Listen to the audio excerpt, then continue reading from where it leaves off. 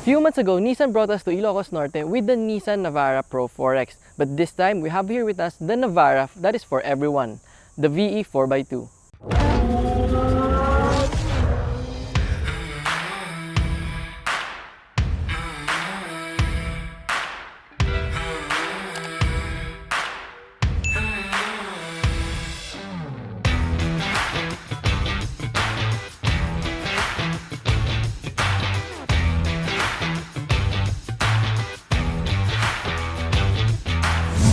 The Nissan Navara VE can be had in 3 variations. Meron siyang 4x4 manual, 4x2 manual, and 4x2 automatic. And what we have here with us is the 4x2 automatic.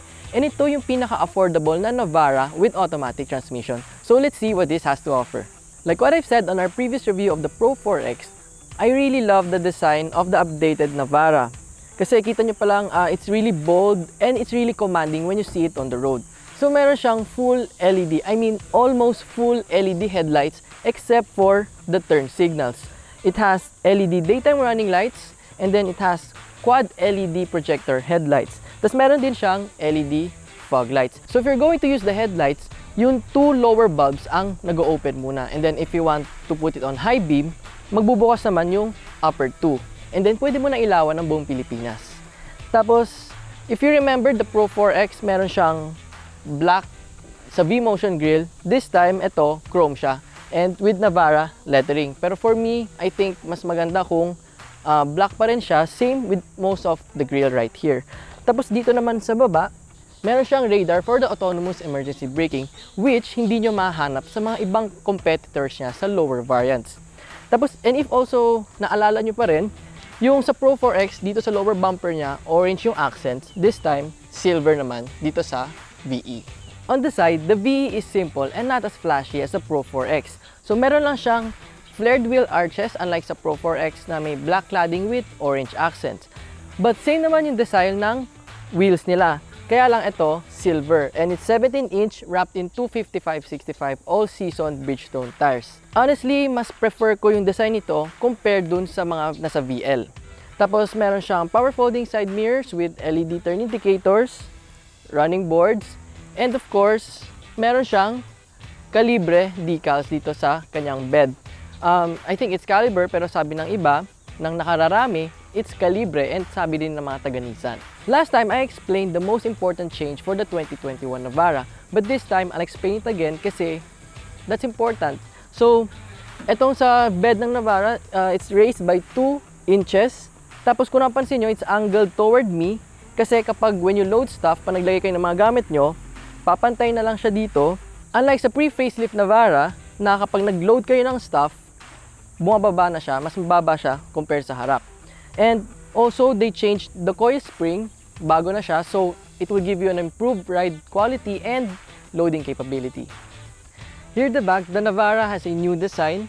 Meron din siyang bagong LED taillights. Tapos kung napansin nyo, meron siyang crease dito. So they added that. Tapos meron siyang backup camera and another crease down here with the Navara spelled out. So, mabilis lang siyang buksan actually. Ayan o, kahit isang finger lang ang mag-open sa kanya, madali lang kasi naglagay sila ng torsion bar. So kahit legs mo nga lang gamitin mo, pwede mo na siyang isara. So inside, it has 1,043 kilograms of payload capacity. So, hindi ko gaano memorize yung specs niya, yung dimension ng bed. So, you can find it right here. And, pwede ka pa nga kumain dito eh. So, in-enjoy mo na yung sasakyan mo, so kumakain ka pa.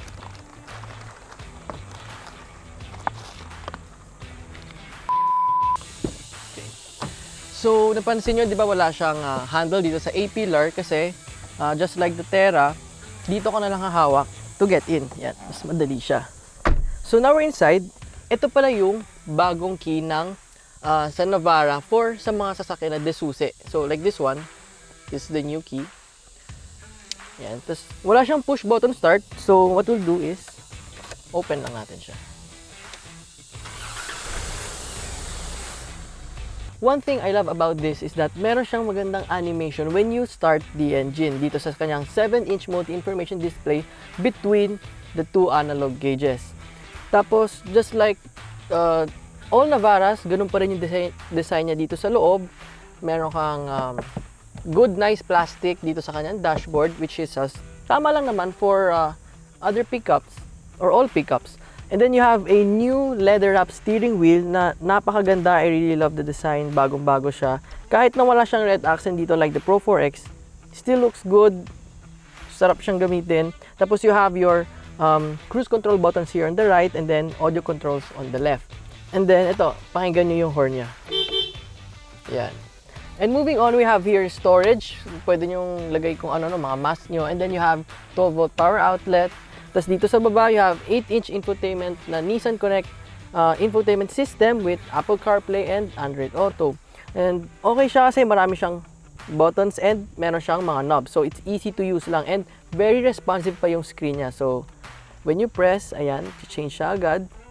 Audio, connections, info, and settings. Talagang it's very responsive and wala siyang mga lag.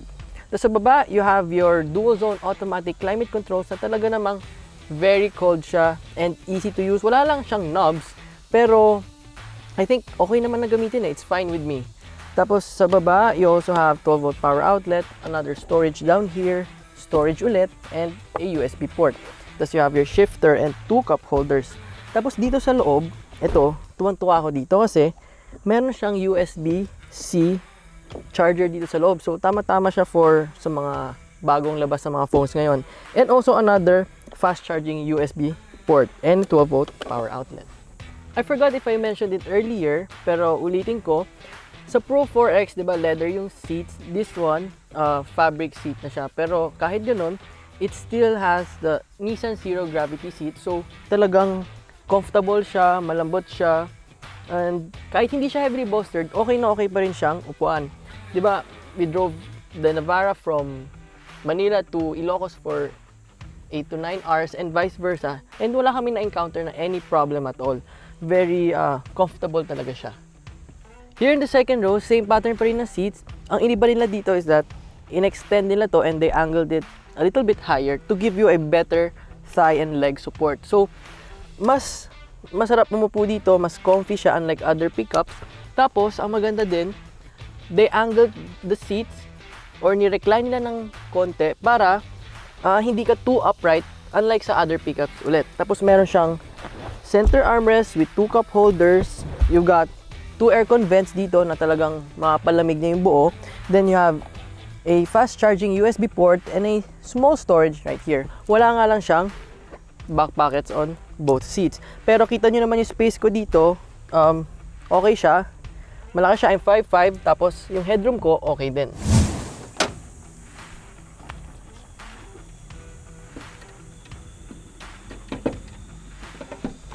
The Nissan Navara VE 4x2 is powered by a 2.5-liter YD25 turbo diesel engine with 187 horsepower and 450 Nm of torque paired to a 7-speed automatic transmission, and power is sent to the rear wheels. So tara, let's bring it out on a test drive.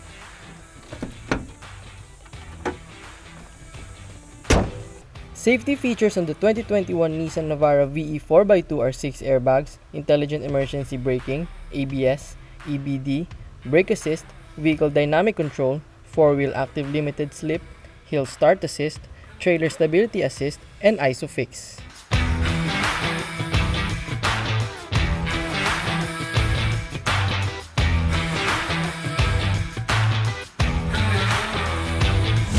Now we're in the Navara VE 4x2 and I'm quite familiar with this kasi before the Pro 4X nadala natin siya to Ilocos. And there talagang gamit namin siya ng matagal and marami kaming nakuhang performance from it. So masasabi ko talaga kung ano yung totoong performance nito. So talaga masasabi ko that the Navara is really has a smooth ride compared to its other competitors. So since the Navara is the only pickup na naka-coil spring except sa Raptor, so talagang maganda yung ride quality niya and talagang bagay siya sa city. Kasi mostly, di ba, pag 4x2, sa city mo lang naman siyang gagamitin. Maganda yung acceleration niya. Same siya sa 4x4 and sa Terra. Medyo loud nga lang yung sound ng engine but it sounds good naman. Tapos, talagang it's really fast. Maganda yung response niya pag inapakan mo. And okay na okay yung shifting niya. It's very smooth. The 7-speed automatic. Yung visibility niya is also good. Hindi ganun kalaki yung A-pillar, so talagang makikita mo. And syempre pickup, so mas mataas ka ng konti. Talagang okay yung view niya. And also, they changed the design of the hood so that mas kita mo kung ano yung nasa road in front of you. Sa road noise, wala ka namang ganong road noise, except na lang siguro kung lalagpas ka ng 100 kilometers per hour. Pero sa wind noise, ganun din, wala din. Except na lang pag lalagpas ka. Ang only thing na sound na maririnig mo dito is the engine, which is for me naman okay lang kasi maganda naman yung tunog ng engine niya. It's really comfortable here inside the Navara kasi aside from a good ride, smooth ride, isama mo pa yung seats niya here in front and sa likod. Talagang it's really comfortable, hindi ka mangangawit, and maganda yung quality. For the fuel economy naman, nakakuha kami ng 10.3 kilometers per liter, and this is a combination of city and highway driving. Pero mostly, city talaga siya. Tapos sa highway naman, it can go as high as yung nakuha namin na 16 kilometers per liter.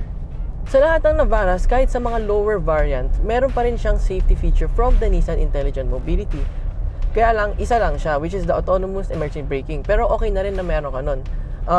Hindi siya ganun ka super sensitive, so at least alam mong meron pa rin siya. Unlike sa mga ibang sasakyan na super sensitive na kahit medyo malayo ka pa, nag-activate na siya, which is minsan medyo hassle siya. Tapos during naman nung time na nasa highway kami na umulan ng malakas, nag-deactivate yung autonomous emergency braking, which I think dapat hindi kasi nakalagay doon na merong naka-block doon sa sensor, which is yung rain. So dapat hindi ganun siguro kasi dapat i-improve nila yon because it is during those times na kailangan mo yung feature na yun. The Nissan Navara VE 4x2 automatic can be had for 1,459,000 Philippine pesos. And do note, nakasama na dyan yung DTI safeguard tariff. And if the government decided to remove it, syempre mas bababa pa yung presyo. And considering kung ano yung meron siya compared to its other competitors, plus kung sa city mo lang din siya gagamitin, this is definitely the best choice.